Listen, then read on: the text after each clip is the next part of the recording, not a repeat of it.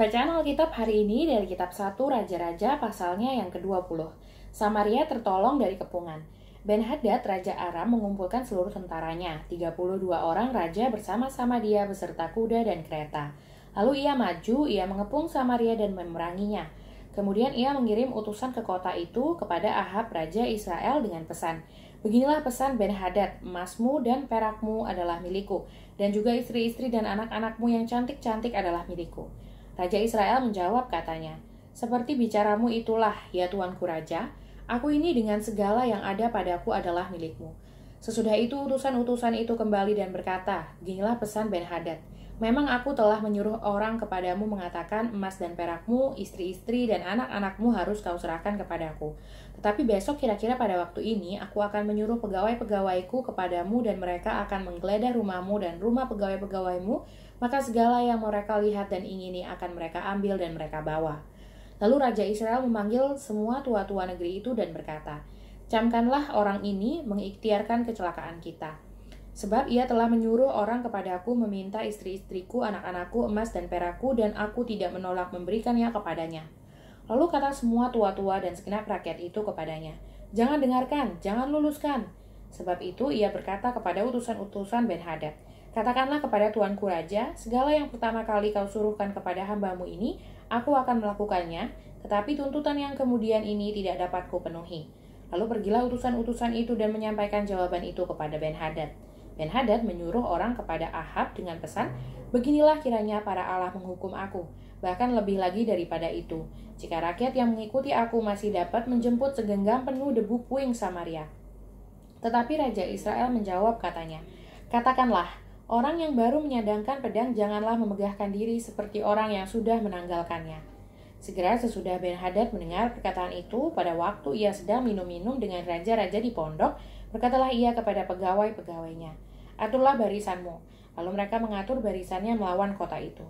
Tetapi tiba-tiba tampillah seorang nabi kepada Ahab, Raja Israel, serta berkata, beginilah firman Tuhan, sudahkah kau lihat semua orang yang sangat ramai itu? Bahwasannya pada hari ini aku akan menyerahkan mereka ke dalam tanganmu, supaya engkau tahu bahwa akulah Tuhan.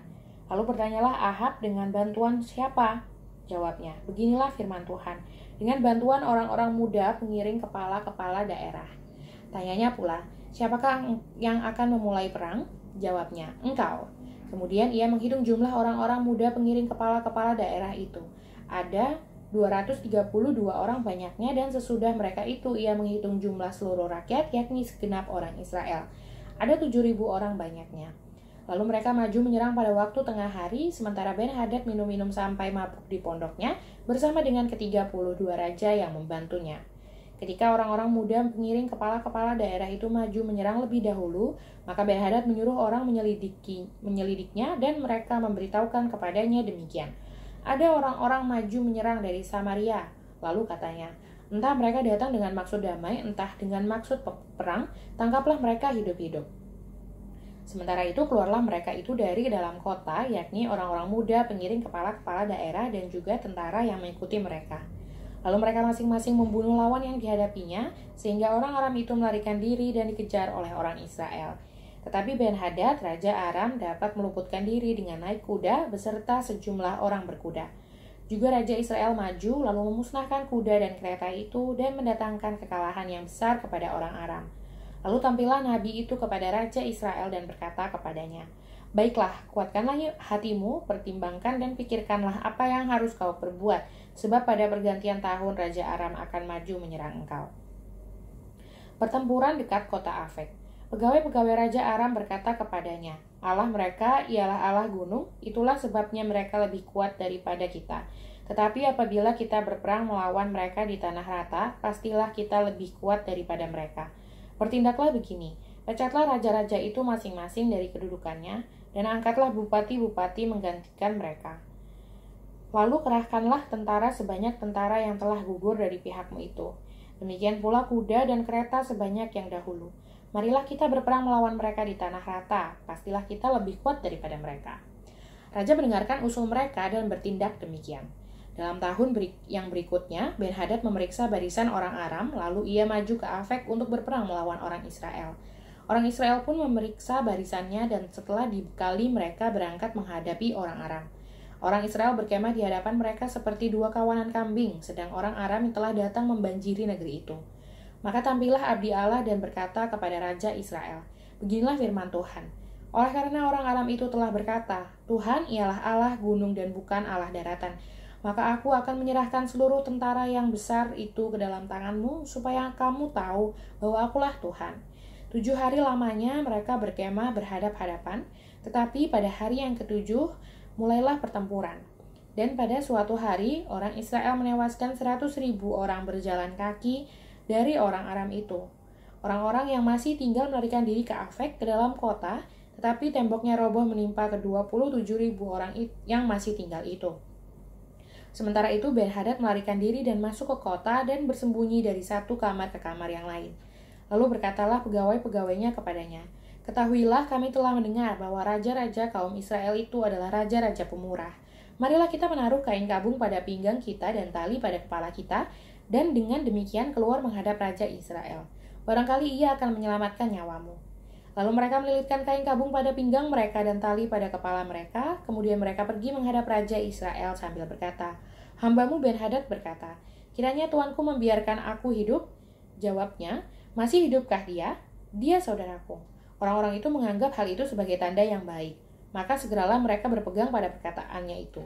Lalu berkata, "Memang saudaramu Ben-Hadad." Sesudah itu berkatalah Ahab, "Pergilah, ambil dia."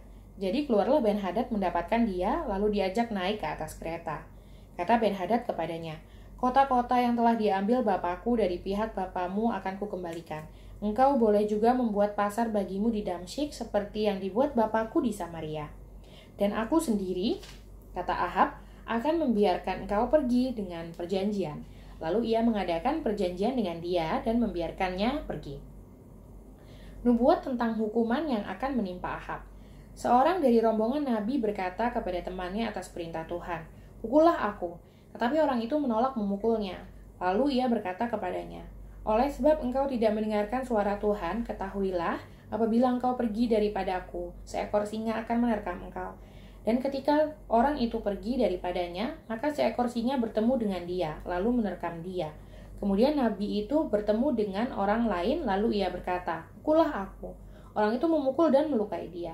Sesudah itu Nabi itu pergi dan berdiri menantikan raja di jalan sambil menyamar dengan membubuh kain pembalut pada matanya.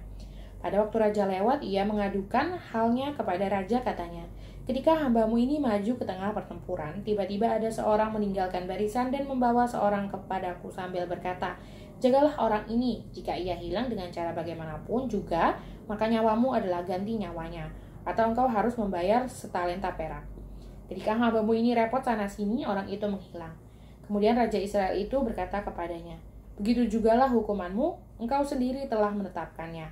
Lalu segeralah ia membuka kain pembalut itu dari matanya, sehingga Raja Israel mengenali dia sebagai seorang dari rombongan Nabi. Kata Nabi itu kepadanya, "Beginilah firman Tuhan, oleh karena engkau telah membiarkan lolos orang yang dikhususkan bagiku untuk ditumpas, maka nyawamu adalah ganti nyawanya, dan rakyatmu ganti rakyatnya." Lalu Raja Israel pergi ke istananya dengan kesal hati dan gusar. Maka sampailah ia di Samaria.